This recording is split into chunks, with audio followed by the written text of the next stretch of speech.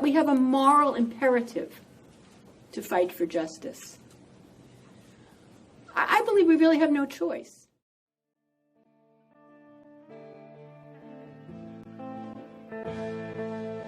In 1966, in severe emotional distress after a miscarriage, 21-year-old Judi Chamberlin was committed to a psychiatric hospital. Judi quickly discovered that once she became a patient, it was nearly impossible to regain her freedom. She was told that she would never be able to live outside an institution. The day that they took my own freedom away was the day that I dedicated myself to this cause. I said, this is wrong. This is wrong. This should not happen to anyone.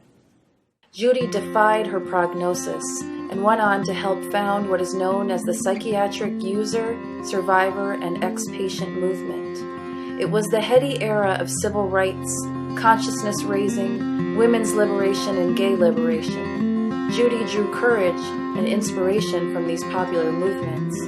By 1971, she was working with the Mental Patients Liberation Project in New York, and the rest, as they say, is history.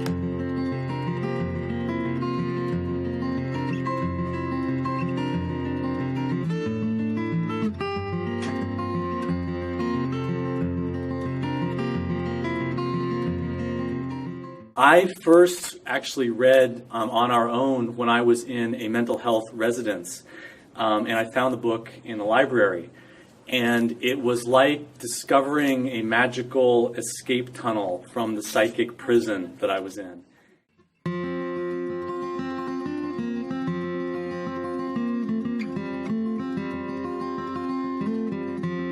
People are still being punished for being in pain, for feeling their pain, and for trying to speak their pain.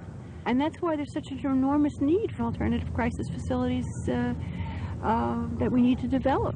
Because, yeah, it is hard to be around somebody who's not sleeping or crying all the time or screaming or tearing at their flesh or whatever.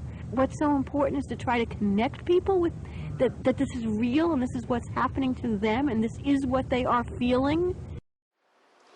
The user-survivor movement has certain basic principles, and these are overarching. They vary from organization to organization around the world, but they basically fall into certain major categories.